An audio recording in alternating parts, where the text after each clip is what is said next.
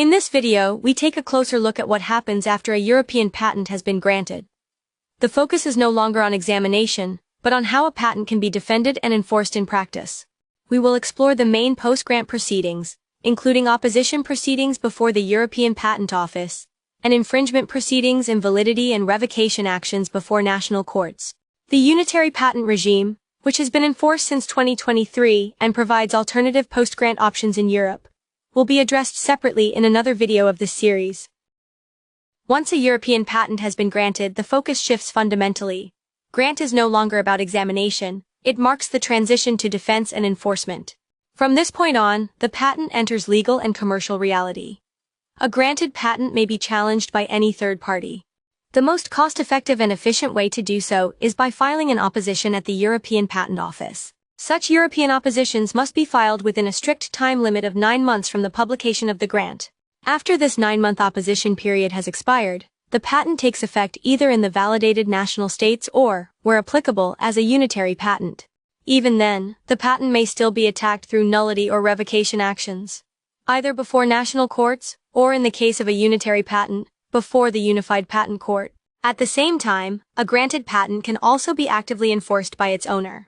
If a third party makes unauthorized use of the patented invention, the patent proprietor may initiate infringement proceedings. These proceedings are aimed at stopping the infringement and obtaining remedies, such as damages.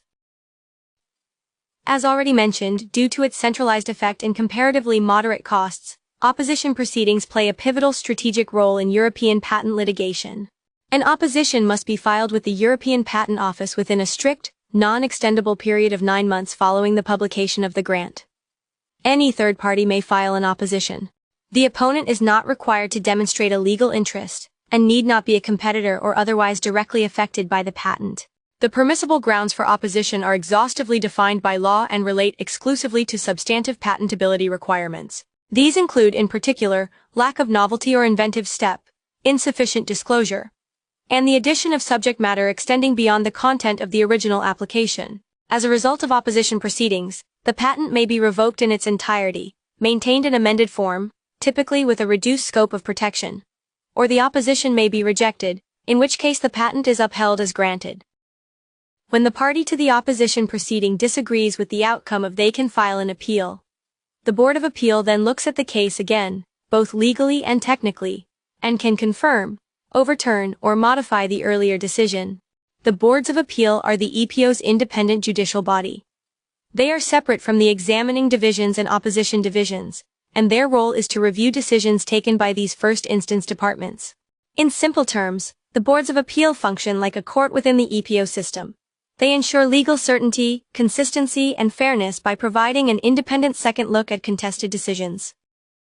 Part 2. Attacking and enforcing at a national level after grant. A European patent no longer exists as a single uniform right. Instead, it breaks down into a bundle of national patents. To obtain protection, the patent must be validated in each country where protection is sought, and this must be done within strict statutory time limits. Once validated, the national parts of a European patent are governed by national law. Accordingly, issues of infringement and validity, such as nullity or revocation, are assessed and decided by national courts. In the following, we will concentrate on this traditional, country-by-country system. The unitary patent regime, which has been enforced since 2023, and provides alternative post-grant options in Europe, will be addressed separately in another video of this series. Even if a European patent has survived opposition proceedings, or if no opposition was filed at all, it is not immune from challenge after grant. At this stage, nullity or revocation proceedings become a central instrument of patent litigation strategy. In particular, once the central opposition route before the EPO is no longer available. Unlike opposition proceedings, they are not handled at the European level but are brought before national courts, often before specialized patent courts such as the German Federal Patent Court, the Bundespatentgericht. A key difference to opposition proceedings is timing. Nullity actions are not subject to a fixed filing deadline. They may be initiated at any point during the entire lifetime of the patent. However, their legal effect is territorially limited. A nullity action affects the patent only in the country in which it is brought.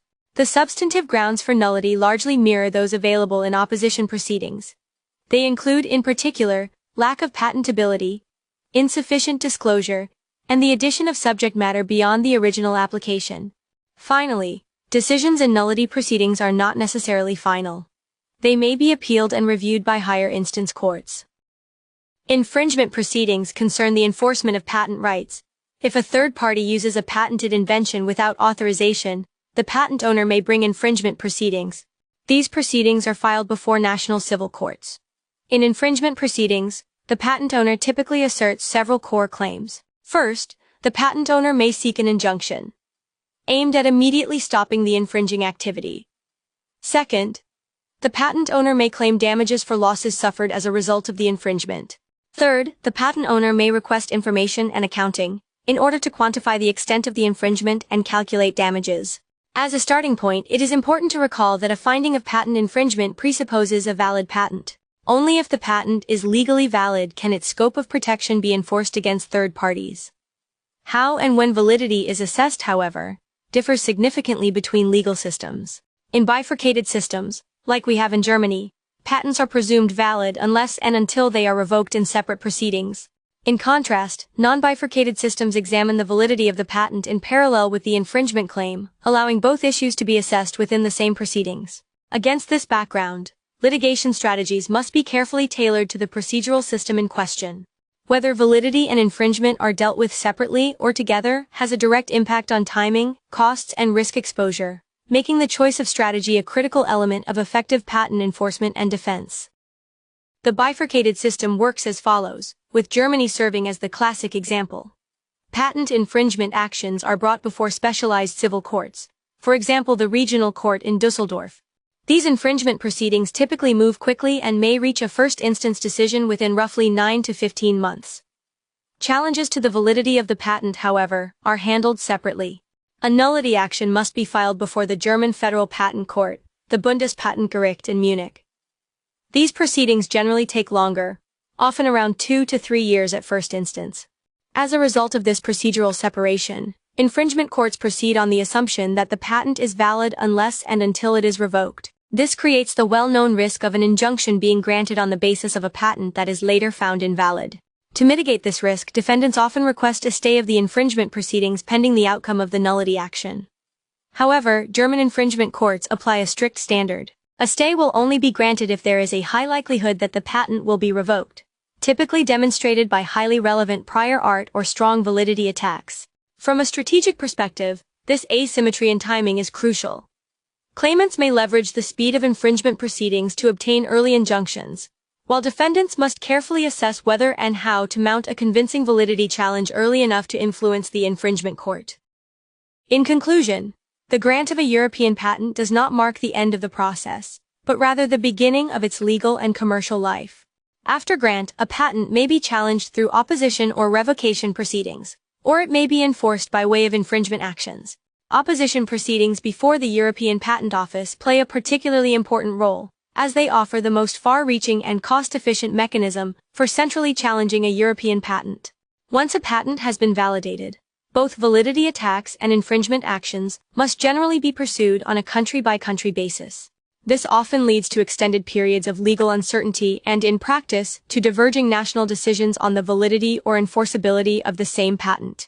The unitary patent system, introduced in 2023, offers a different approach by enabling enforcement in a single action, with effect across all participating member states and by providing a central forum for assessing the validity of the patent. This system, however, will be discussed separately in another video of this lecture series. Did you like what you learned? Find more in our playlist.